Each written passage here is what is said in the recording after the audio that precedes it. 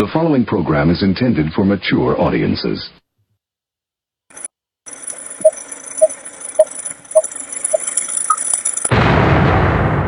Rudy's Revelation.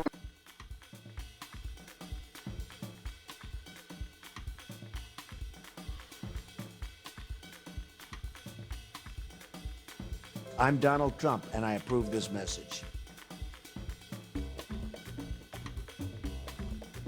This is a conspiracy.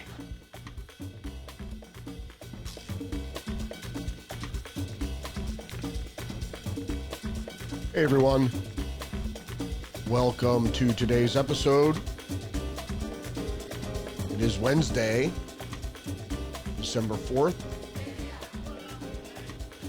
So let's get into the news. I have a couple of things to clear up about some stories I covered yesterday. So let's get into the headlines for this Wednesday, December 4th.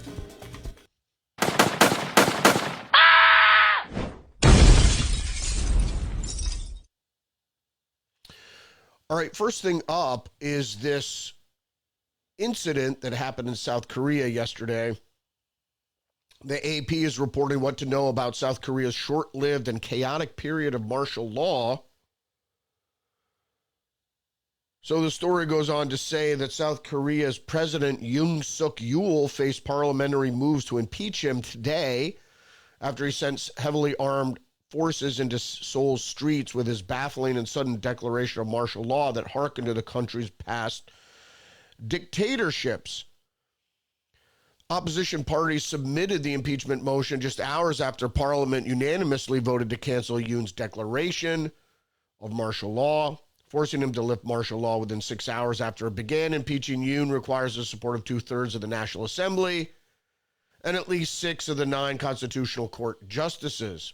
The liberal opposition Democratic Party holds a majority in the 300-seat parliament and has called for Yoon's resignation. So what happened here was a little confusing because I started my live stream yesterday just after the news was announced, and Yoon ordered the martial law without warning in a speech late Tuesday, where he vowed to eliminate anti-state forces who were plotting rebellion and accused the main opposition parties of supporting the country's rival, North Korea. So in his speech, he was blaming North Korea. South Korea's constitution gives the president power to use the military to keep order in wartime and warlike situations or other comparable natural emergency states. So this was the issue, is that everybody thought that they were going to war because he declared martial law. It turns out he was using dictatorial powers that were unconstitutional.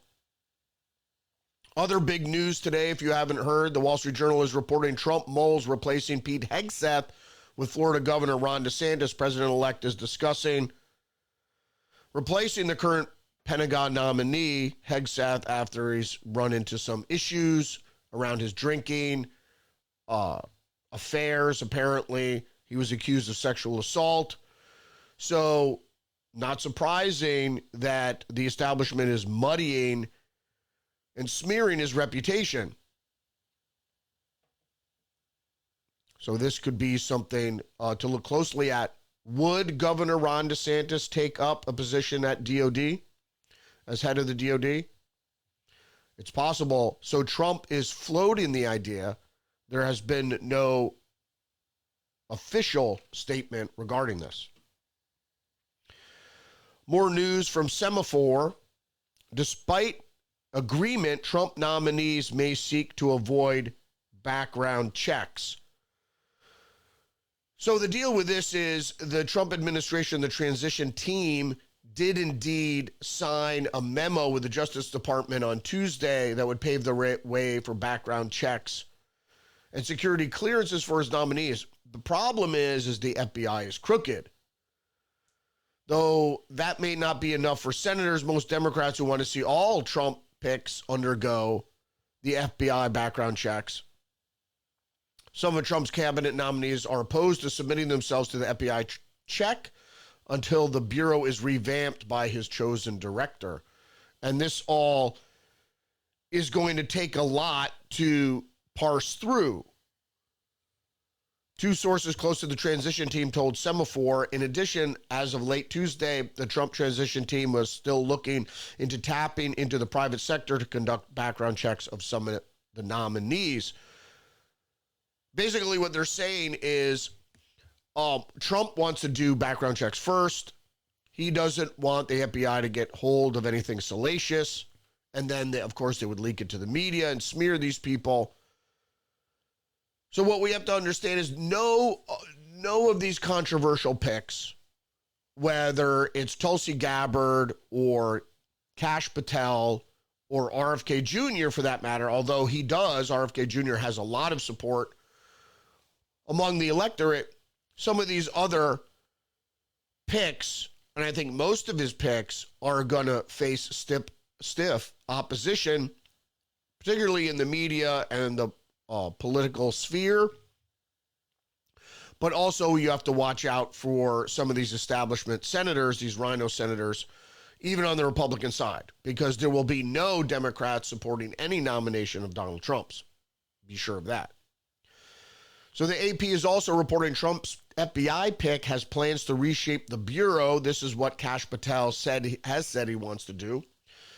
We went over some of this yesterday. We played some clips from Kash Patel, his famous quotes. I believe it was from a podcast where he said he's going to take the Hoover building and J. Edgar Hoover building, the FBI headquarters, and turn it into a museum to the deep state. Wouldn't that be nice? But the AP reporter says he's mused about shutting down the FBI's Washington headquarters. It just stated that's the J. Edgar Hoover building.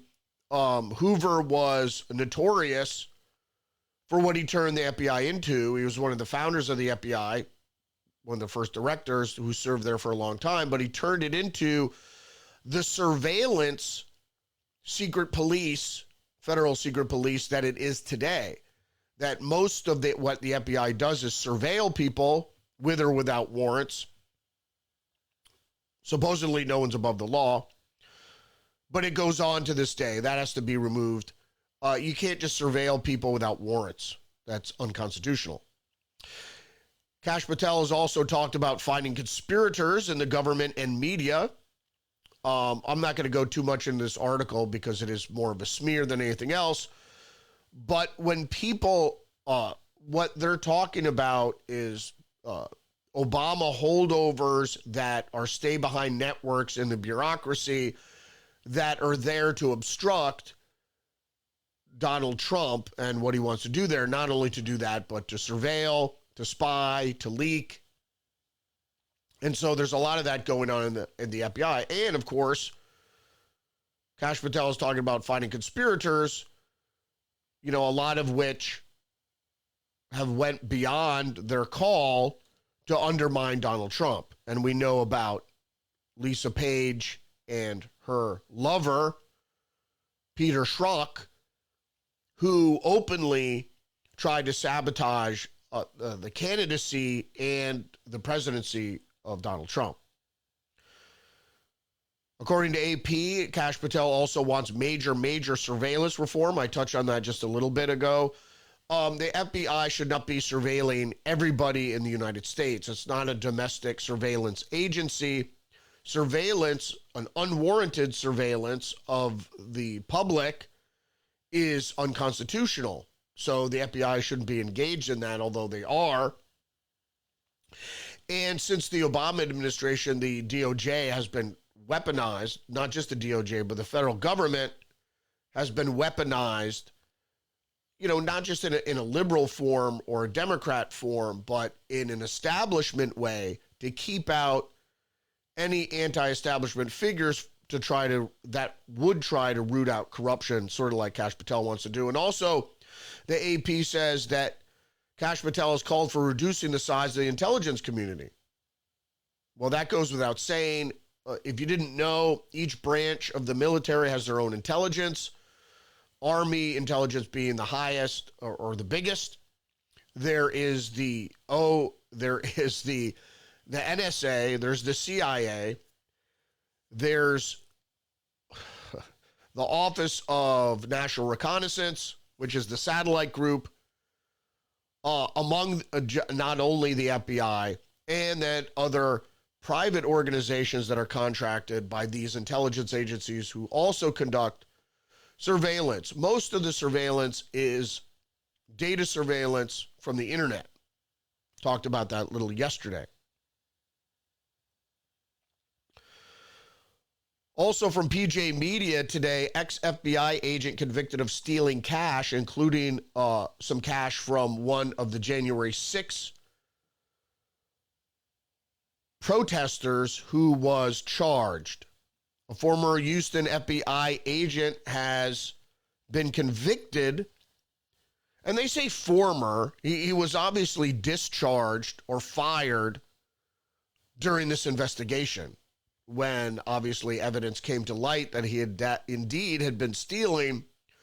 So they make it sound like a former FBI. He was an FBI agent when he was stealing. That's the point. So he's not an FBI agent anymore. The reason they have to put former X in there, I don't know why. He was an FBI agent when he was stealing.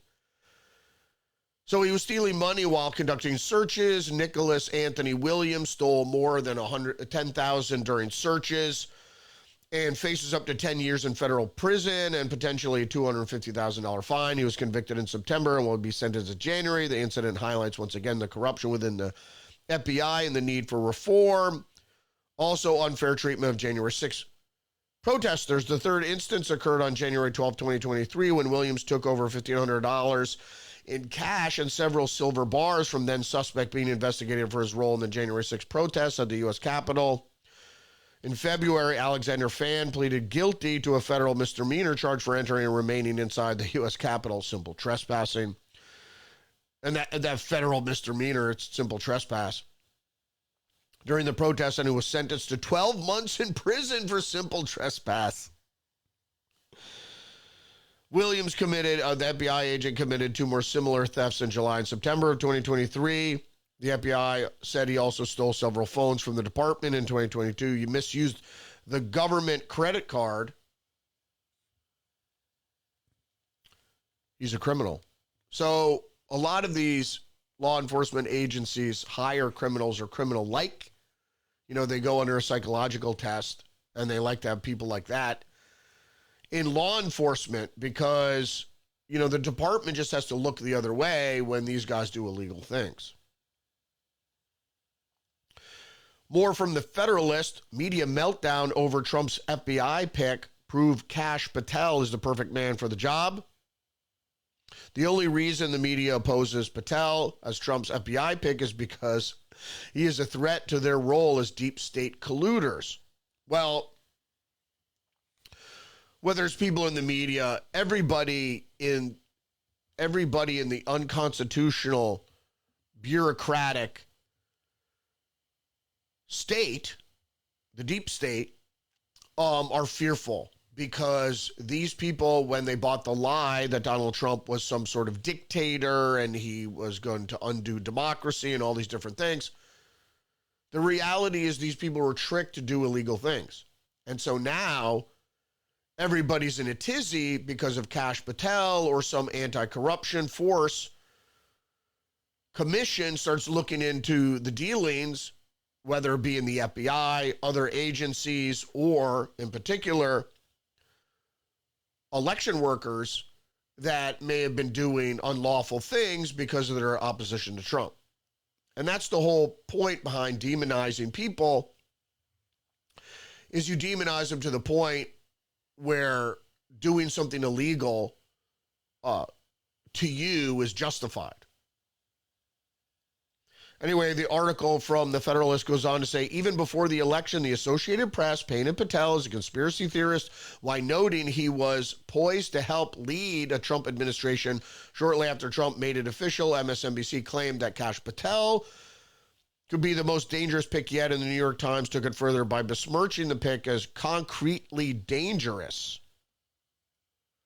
Article also goes on to say, the New York Times article lead, the author deems Patel supremely unqualified to direct the nation's premier federal law enforcement agency, even though it's full of criminals. He warns that if Patel takes over, his dictatorship would probably corrupt and bend the institution for decades, even if he served for only a few years. Not like J. Edgar Hoover did that. I mean, you know, the FBI threatened Martin Luther King Jr., told him to kill himself over an affair he was having. Is that the kind of premier law enforcement agency you're talking about? Article goes on to say he wants to break and bend the Bureau and weaponize it against those he sees as his political enemies and domestic critics. The article continues. They're basically saying this is what Joe Biden did. So they're taking their crimes and they're externalizing them onto Trump and his people, without mentioning how the FBI under Christopher Wray has done exactly that. Exactly. Just what I said.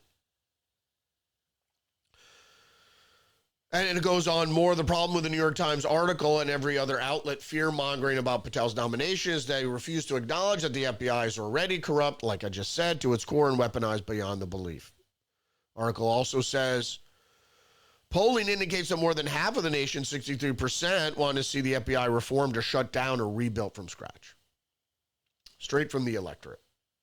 Indeed, it's the same thing why RFK Jr. has similar numbers in support, because they know that the health industry, the government health apparatus, is corrupt and been corrupted by big pharma, big agro, et cetera, et cetera. More from the Federalist, Senator Mike Rounds, defense of FBI corruption is an act of inexcusable cowardice. And the Federalist says of Mike Rounds, Republican from South Dakota, any Republican who doesn't have any complaints about Christopher Wray's weaponization of the FBI is underserving public office. Indeed. So you see how some of these nominations are going to have a hard time going against establishment Republicans like Mike Rounds of South Dakota. It's going to be problematic. People are still overlooking the fact that the FBI was and has been weaponized under Chris Wray, but also under his predecessor. So a lot of things have been going on.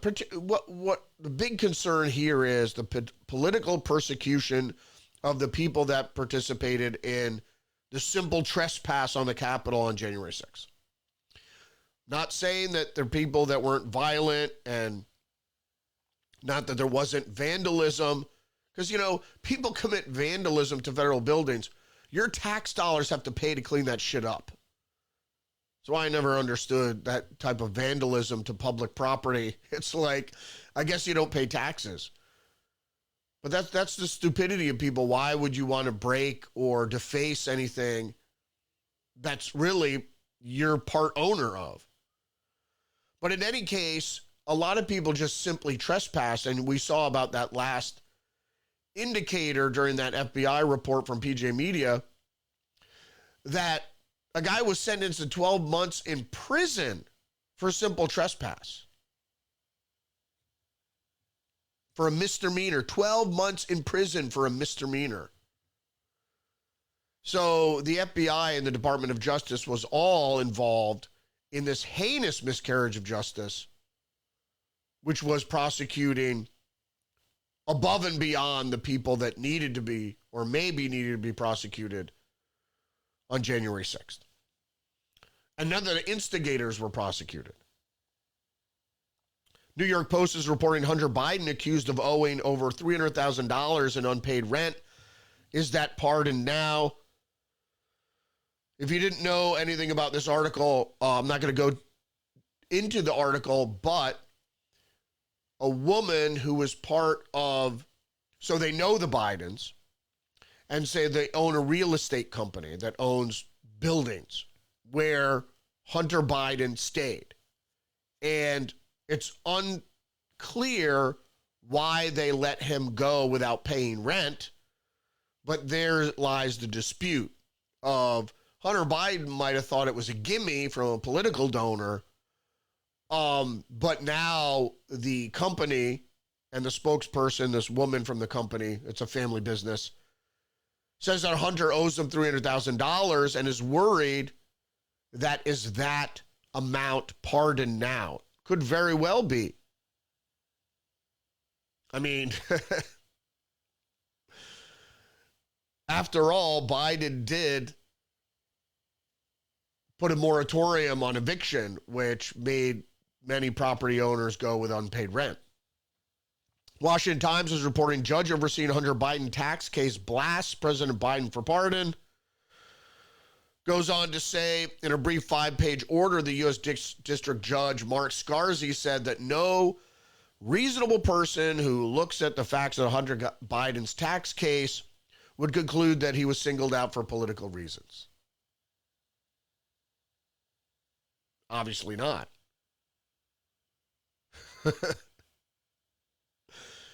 I mean, they were crimes he committed. New York Post is also reporting in this opinion piece by Michael Goodwin that Joe Biden's predictable pardon of Hunter didn't threaten his reputation. It cemented it, an already corrupt legacy.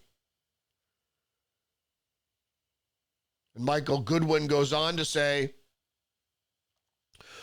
what they will do now what will they do? And he's speaking about the Democrats in general,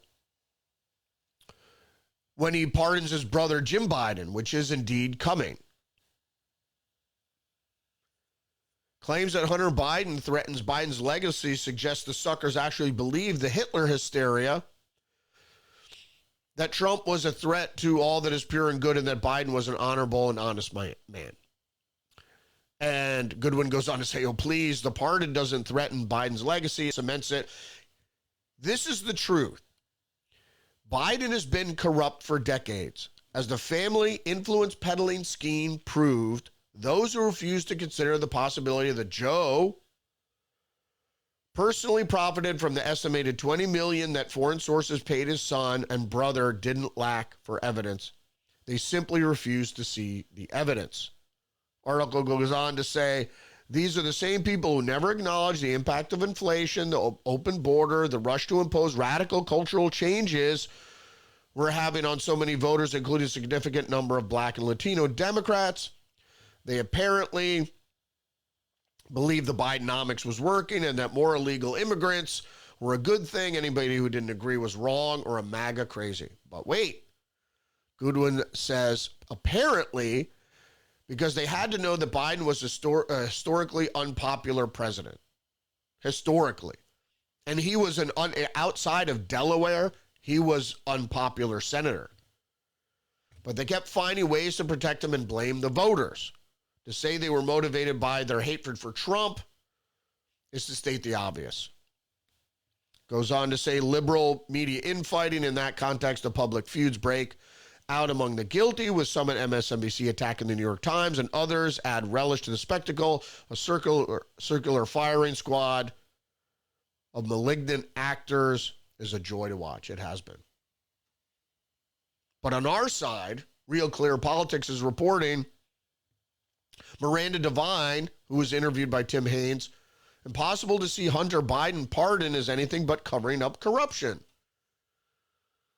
So she's also an opinion writer, but she goes on to say, New York Post writer Miranda Devine, the author of The Laptop from Hell, she was interviewed about why Joe Biden felt he needed to pardon Hunter now and whether the president's brother might get a pardon too.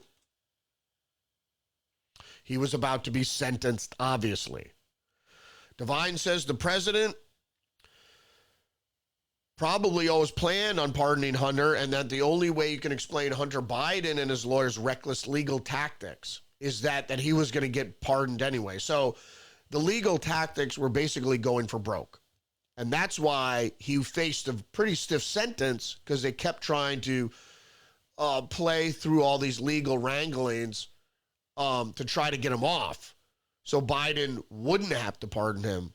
But that's going without saying, because the fact is he was banking on a Democrat win in Kamala Harris, but it didn't happen. And so the Congressional Commission led by the Republicans, is still investigating Hunter Biden and is still investigating Joe Biden. So this is part of a bigger ploy for Joe Biden and his whole family to skate on what was really traitorous activity, soliciting money from foreign entities, foreign governments, really enemies of the state, of the United States, ideological enemies for sure. The article goes on to say, the only surprise to me is that anyone is surprised that Joe Biden would lie. That his whole saga has taught me that Joe Biden lies all the time about everything and always has. So lying about whether he would pardon his son or not is just par for the course indeed. Also, headlines from PJ Media, libs are shocked that Biden is a liar. Wait until they see his encore.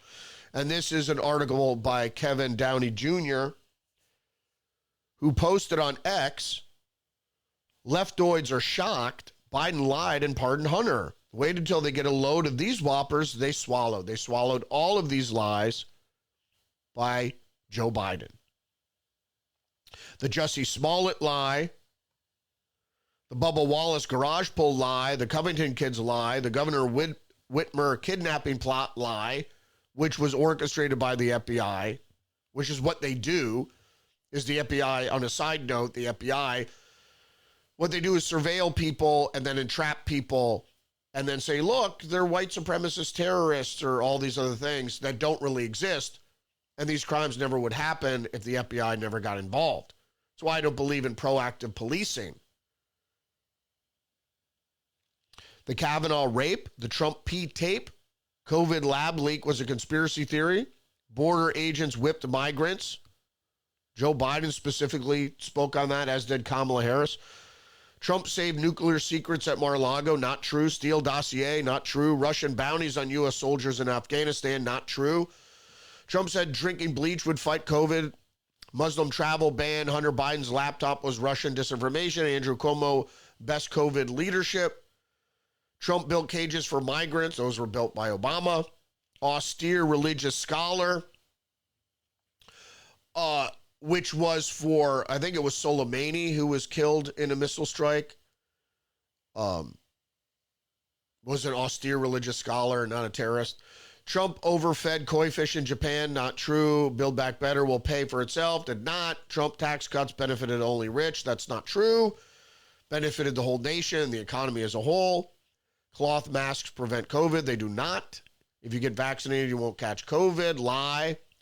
Right from the lips of Joe Biden. Trump used tear gas to clear crowd from Bible photo, for a Bible photo, not true. Don't say gay bill. Don't say gay was in the bill. The Florida bill was not. Putin price hike.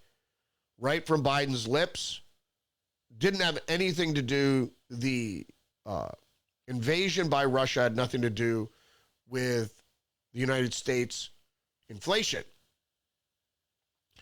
Ivermectin is a horse dewormer and not for humans. Not true. It is antiviral. It's actually anti-parasitic, which a virus is a parasite, but I'm not going to digress. Most peaceful protesters, and Joe Biden repeated that lie well after it was debunked and even in the debate. And then after the debate, even so. Trump overpowered Secret Service for the wheel of the beast. Officer Sitnik was murdered by protesters, and January 6th was an insurrection. All those lies.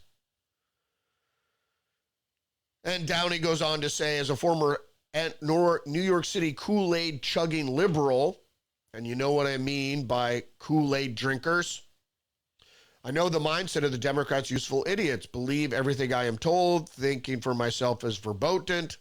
Hillary said Trump was in cahoots with Russia after she allowed the Ruskies to buy American uranium. Democrats accused Trump of trying to end democracy as they tried to take him off the ballot in a handful of states. Now, that wasn't democratic, was it? It's they project everything they fear and what they do onto others. And then leftoid said Trump was going to start World War III, but spent the last 4 years bankrolling Ukraine's battle with Russia, which will certainly start World War III. All the things they accused Trump of, they did. The post-millennial Charlemagne the God says Dems have lost moral high ground after Hunter Biden pardon. He said specifically, stop acting like y'all are the pure party and Republicans aren't. Morals in a secular society tend to be judged by the moving Overton window of opinion, public opinion that changes. I would suggest you tether your moral fortitude to, I do it to scripture, but to something that doesn't change. Because, you know, morals throughout times are a good thing to think about. Now, it's not like if you want to engage in sodomy, you can, but the reason that they're against sodomy in the Bible is you can't reproduce through anal sex. And so that was the point. That's what actually the Romans used anal sex as birth control.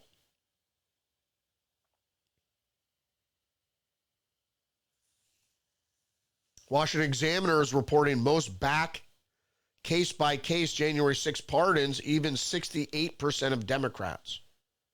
Wow. Post-Millennial is reporting Fani Willis is ordered to hand over communications with Jack Smith, J6 committee to Judicial Watch. That's Fenton's outfit.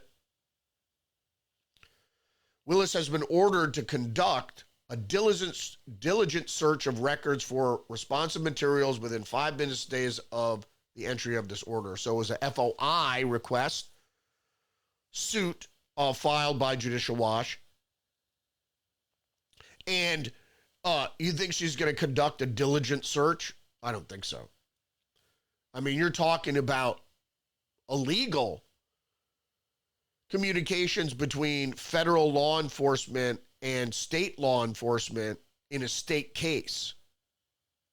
So communications, if there was any prodding to continue or to even foment the investigation in this case against Donald Trump from the federal government, that would be a violation of the law. PJ Media House COVID-19 report contains bombshell that DOJ secretly investigated nonprofit at the center of the lab leak. Of course, they're talking about Eco Health Alliance, which is, it goes all the way back to gain of function research in 2013, 2014, 2012, 2013. And just to digress a bit here, so that's when gain of function researchers, scientists started using CRISPR for genetic modification, and their experimentation was going so fast that they said it's becoming we're making it too contagious and too deadly. We have to stop or put a moratorium on this research because it's getting too dangerous even for level 4 biosafety. So, what did they do? Well, the scientists moved their research out of the United States and out of the Netherlands to places like China using, I don't want to call them shell companies, but for lack of a better word, they were Eco Health Alliance, and used nefarious private actors like Peter Daszak, to conduct the research, which then would be reported back to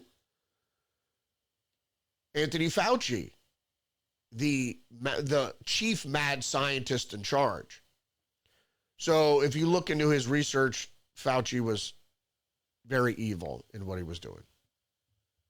So they were also conducting some of this research in recently liberated Ukraine, where they started up bio research. It's really weaponization, because you don't need to put it in a missile to make it weaponized. You could just release it. So those committees are still investigating. And they're going to keep their investigations going after the inauguration of Donald Trump, and probably even gain steam. So that's why it's so important for the Justice Department and the FBI to be all on the same page, because if people are found, I wonder if Anthony Fauci might get a pardon too. Wouldn't that be interesting? Just the News is reporting concerns over COVID records sunk Trump's DEA chief nominee. Yeah, Trump is not very, I don't have the text for this. He was a sheriff, I think, in Florida. Yeah, I'm sorry, I don't have the text page for this one. So, in any case, he nominated the sheriff or DEA, chief of the DEA, which is a Drug Enforcement Administration. But this sheriff, during COVID, apparently was arresting pastors for having private congregations, religious congregations during COVID, which was verboten. You know, you couldn't get together with people, even outside. You saw the goings on in Florida, in Canada, where pastors were arrested, and even in Los Angeles, pastors were arrested for holding congregation outside. You can't get infected virally outside. I mean, you can, but it's really rare. It's more rare than the chances of you contracting COVID from after getting vaccinated. Google can fact check me there. More headlines from the Washington Examiner. Handmaid's Tales, how the left gins up war on women. And the article here basically was just saying that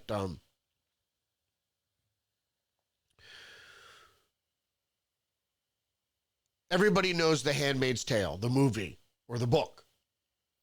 They took a fictitious account, which was probably written for that specific purpose, and tried to get people to believe that Trump, in 2016, became president, and now they're going with it again, that women will be subjugated by Republicans or Christian nationalism or some bullshit like that. Would never happen. First of all, Christianity and that sort of fundamentalist worship is on the decline. So that would never happen. But they still kept the lie going even to this day. And the article went on to discuss why the abortion story, as heinous as it is, it got women to believe that conservatives somehow didn't want them to get abortions, or that it was a war on their reproductive rights, which is really doesn't have anything to do with that. They kicked it back down in the states. If you live in a state that is more religiously fundamental, there might be more restrictions just because people are Christian. Most of the people in that state are Christian and don't believe in abortion. So, but if you're living in Ohio or Michigan or whatever, or in California, or even in my state, Connecticut, there's still people that are freaking out. Like, if Donald Trump's going to take my abortions away. And these are people that, A, never had an abortion, B, will probably never get an abortion, but they're all in hysterics about how this right is so important to people. It really isn't. It's sort of like trans rights. Like, transgender people need more rights than other people? I don't understand. But the majority of people that get abortions are very small. And most people use it for prophylactically, just to end the presidency because they had sex and got pregnant, so they use it as contraception. It's not the way it should be used. Because that's all the Democrats bitch and moan about is, oh, for the health and welfare of the mother, or she was raped, or that is such a small percentage of abortions that are done for the health of the mother or because of rape. Very small percentage. The majority is just unwanted pregnancy. So the Village People's Victor Willis defends Trump using WMCA on campaign trail. This is from PJ Media. So the guy writes, Willis writes to everyone, to fans and the media, I am a singer and writer of the lyrics to the hit YMCA. In fact, I was just adjudicated and ruled in U.S. District Court that I wrote 100% of the lyrics, and my writing partner, Jacques Morali, wrote the music. Since 2020, I've received over thousands of complaints about President-elect Trump use of YMCA. With that many complaints, I decided to ask the President-elect to stop using YMCA because his use had become a nuisance to me. But, however, the use continued because Trump campaign knew they had obtained a political use license from BMI, which is a contracting agent. And absent that license being terminated, they had every right to continue using MCA, and as they did. In fact, I started noticing numerous artists withdrawing the president-elect's use of their material, but by the time I said to my wife one day, so guy's married, hey, Trump seems to genuinely like YMCA, and he's having a lot of fun with it. So he rescinded his objection, which didn't have any legal grounds. Anyway, like most of these people, like the Foo Fighters, stop using my song. It's like he got it licensed. You think a businessman wouldn't know how to get copyrighted material use? Come on. So Variety is reporting Bill Maher says, I may quit HBO's Real Time because I don't want to do more Donald Trump coverage. So if you don't know, Bill Maher has this little podcast where he gets drunk and high with his guests. If his guests choose to do so, try to compete a little bit more with Joe Rogan. I forget what the fuck is not called After Hours. Forget what it's called right now. In any case, so he complained that he's going to quit Real Time, HBO's Real Time. I don't care. I've always kind of liked Bill Maher. But he doesn't like Donald Trump. Okay, that's his right. But he's been kind of honest on the political landscape.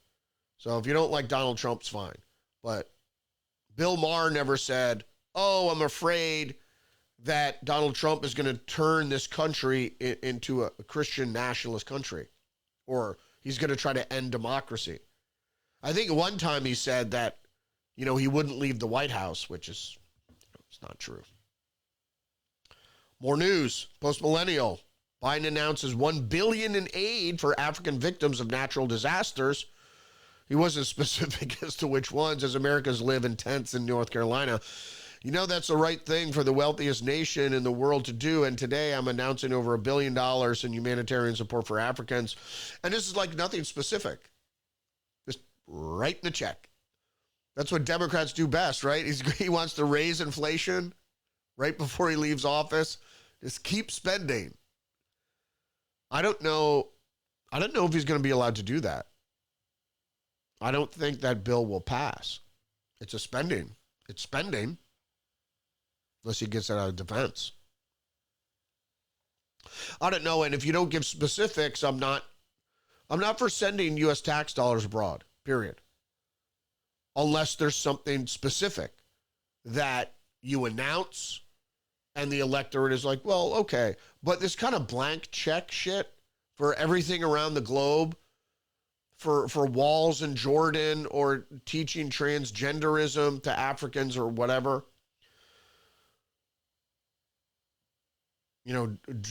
drag queen story hours for Ecuadorians, come on. Just the News is reporting appeals court to trigger injunction against Illinois' gun ban or stay pending appeal. So if you didn't know, Governor Pritzker went full authoritarian on the state of Illinois and said you can't own guns. And in Chicago, you can't own a handgun, even though crime is rampant there. And you certainly can't conceal carry. And you can't have a rifle. So the most popular semi-automatic rifle in the United States is the AR-15 type rifle, which is a modular rifle, which is just a rifle. It's not, people think it's a machine gun. It's not a machine gun. It's just a rifle. You have a barrel or the upper.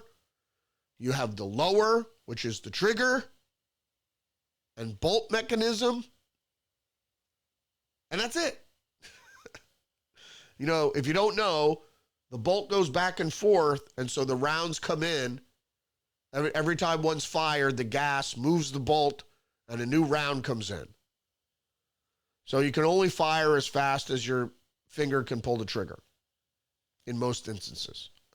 You can obtain automatic weapons for range use in some states, but no one is allowed to carry those weapons. And in most states, like my state, you can't even have a machine gun. You can't have an automatic weapon. Semi-automatic and automatic are two different things. Reuters is reporting Cuba's electric grid collapses after power plant failure. This is just socialism, communism. If you didn't know, it doesn't work fiscally. It doesn't work. You can have democratic socialism, so you can have a capitalist society that takes a vast majority of tax dollars and puts it into social programs. That's socialism. But most social programs don't increase productivity. And so those are wasted dollars. In other words, if you're spending and it's not increasing GDP, it's going to be inflationary for the most part. There are ways to get around that, but I'm not going to digress here to an economic discussion. All right, Mediaite. Tucker Carlson back in Moscow for an interview with Russian foreign minister to help avoid World War III, in quotes.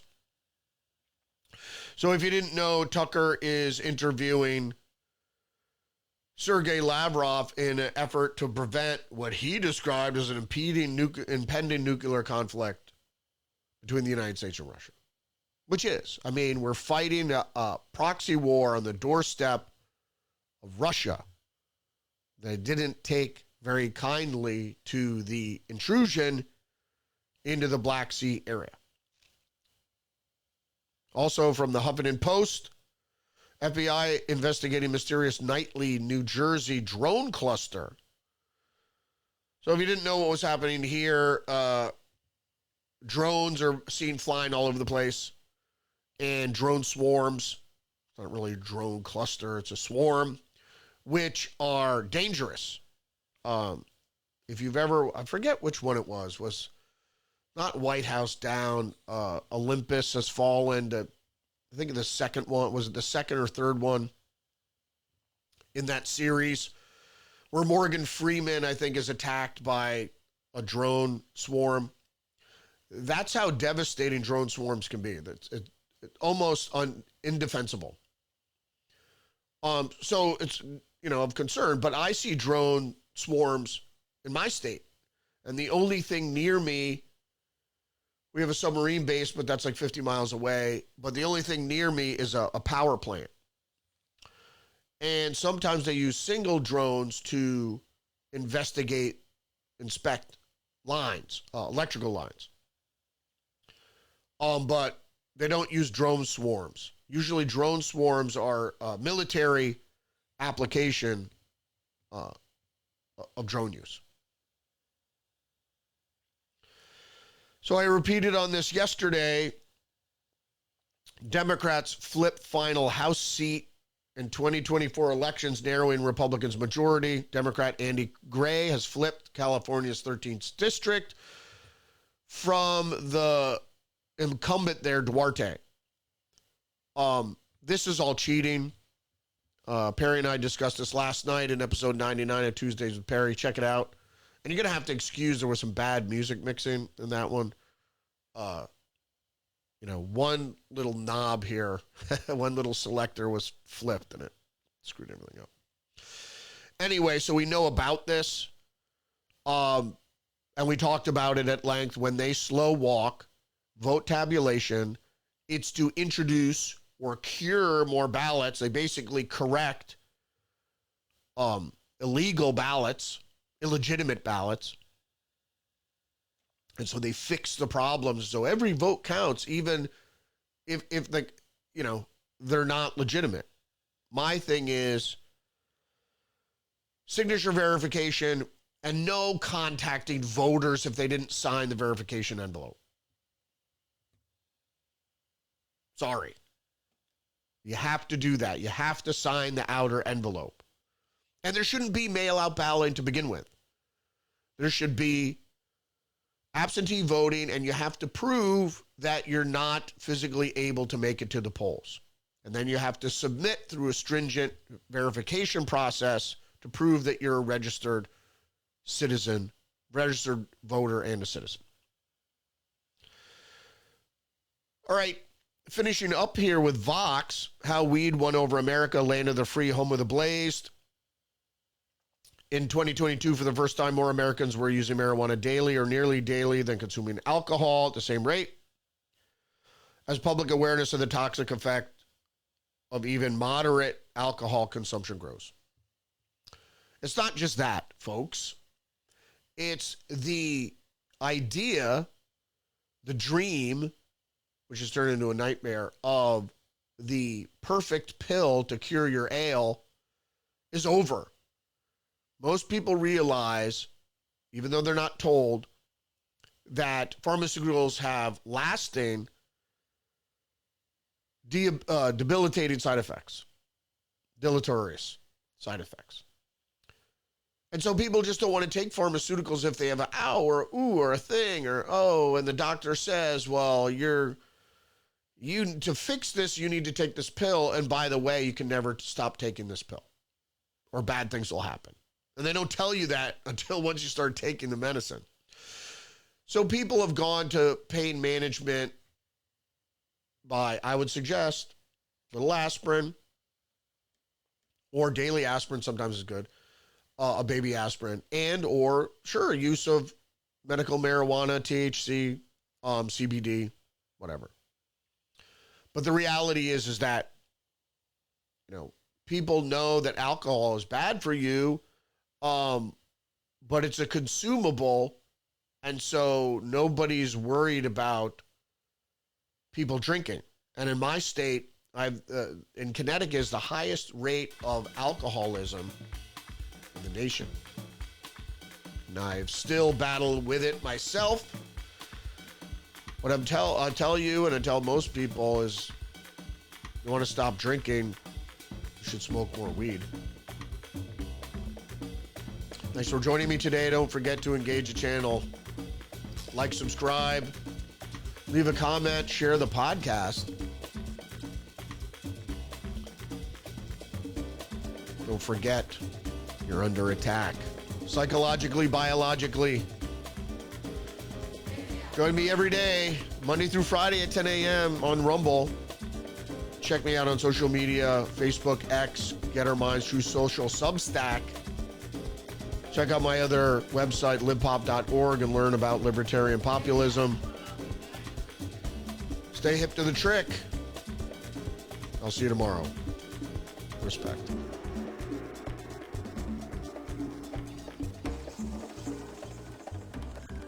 Google me, bitch!